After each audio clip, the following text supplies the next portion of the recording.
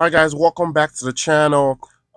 Today we're going to be discussing Calvin Ridley's performance against the Houston Texans, and it's not necessarily that he had a big game, but I just was watching back some of the clips, and I was just super impressed by how he was defeating man coverage, especially in press, especially when at a time that Jacksonville was struggling to get into the end zone a couple of times there. They tried running the rock and they couldn't get in. Calvin really was able to create some separation, obviously, with his route running. And that's what I'm just going to be going through, just how he was able to set up.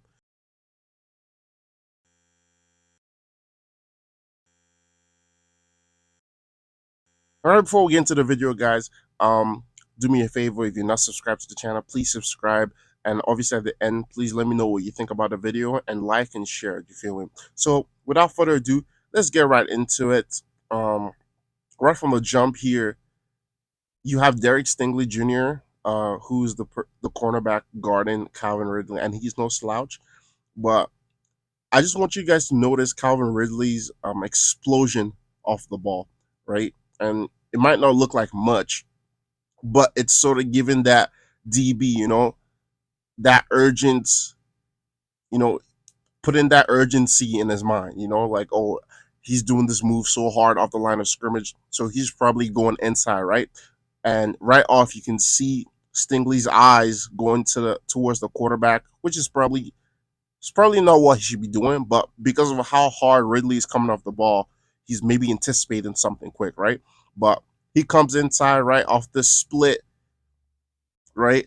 And then you see Stingley's hips are flipped.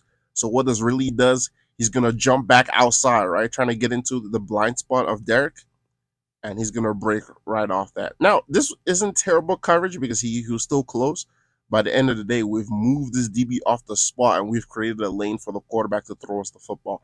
And that's all we can really do, especially in NFL. That's wide open. But just notice how explosive he is off the line of scrimmage, right? You're never gonna see him really like slow play too much, especially in these situations, right? He's trying to attack them, trying to get them in that oh shit mode, as we call it. Trying to get the DBs to panic a little bit, right? So that's why he's exploding off the ball like that. He's trying to create a reaction so he can use that to double up on the DB. So this is the play. You got it on 3rd and goal again. And Jacksonville needs someone to make a play, right? They need someone to make a play. They've probably tried to run it 2-3 times, like I mentioned before, and they can't get in. So what are we gonna do? We're gonna call a pass play and see if our best route runner can win, right? They got them in the stack look. He's gonna hit him with that inside jab, go back outside, and people are gonna just be like, "Oh, what the hell is the DB doing? Why is he leaning so much to the outside?" I'm gonna show you why. Going back last week, right? Last week they're in this stack look again. Right, I'm gonna pause it here so y'all can see. They're in the stack look against Tennessee, right? Same situation, 3rd and goal, and this time instead of him being at the bottom of the stack, he's right at the top, right? And they run a corner out of this, right? So this DB you probably seen on film last week. Oh, they like running corners out of this, so he's gonna try to cheat. You get what I'm saying? Because if you're flat-footed, it's over because he just beats you off leverage, right? That's an easy touchdown. That's wide open in the NFL, right? And they've done this play a bunch of times. So now, right, Calvin Ridley does a great job of not getting cut in, and that's the purpose, right?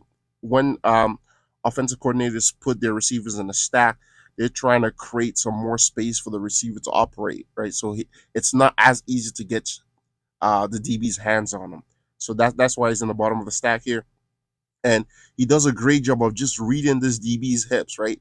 He's still leaning inside at this point, so he's gonna take this jab, right? He doesn't get into the DB strike zone, stays 2 to 3 yards away from him, right? Now he gets over top him, right? Because this DB is trying to get hands, but I got you now. Like I'm over top, and watch him. He's starting to anticipate because he went outside. He's probably gonna run this corner, and what does Ridley does? He doesn't even do a true cut. He just bends, right? And that's what creates the separation. DB's riding his hips, probably waiting for maybe a rocket step, and he switches up on him and just bends towards it. You want to call it a speed cut? Sure. But that creates what? If you look back at it, 2-3 yards of separation right there, of just understanding how he's been setting up routes. This DB has been seeing him run corners, through the past week. They've talked about it. What do they like in that red zone? They like running corners. So we might cheat that a little bit. But what does a good offensive coordinator, a good receiver does? They'd be like, okay, let's try to switch it up. Let's maybe run a post or a deep slant off this, right? Just to keep DBs honest. And that's what a great job of the offense of Jacksonville did like this week. This is back to back weeks. Like I won't blame the DB for cheating because they just ran this play last week. So just understanding leverage and feeling sort of where the hips of the DBs is leaning, and you can use that against them, right? That's all this is. So, great job by the offense here and Calvin Ridley, obviously for executing. So the next play here, this is a 2-point conversion actually, and here again you see how explosive he is off the ball, trying to get that DB in all panic mode, all shit mode, right? And this is just way too easy, man. Like he's just running a bang post or a slant, if you want to call it, off the ball, And look at his hands right here, right? They're in this position where it's ready to react in case the DB throws a hand. Then he can probably hit him with like a rip or a swim or whatever he wants to do, arm swat. And look at the space he's keeping between him and the DB. He's never getting too close, never too close, right? And it's just easy, right? Does a little release, gets vertical, right? Because from here, as soon as he gets vertical, 1 second, sorry guys. As soon as he gets vertical here, he still has a two-way go. If he has a corner, this DB's toast. This DB is still toast because he's got up on him, he's got vertical. The DB, as you can clearly see, is leaning sort of to the inside already, right? So if he hits him with a right foot cut back to the outside, he's toast. Like he's done, like he's wide open. But again, because he does such a great job of getting vertical after the release, this DB sort of, even though he's leaning inside here, he gets vertical himself. And then by the time he's trying to react to get back inside, it's too late, right? It's too late. And that's what I'm saying. Like this guy is he's a killer of man coverage, especially in press. And obviously maybe they've seen that, oh, we can't stay up to him. Now they're going to play off coverage. It's not working. Because obviously he has killer speed. Look at his stride length, guys. Off the ball. And it's just too easy. This is just a simple climb route.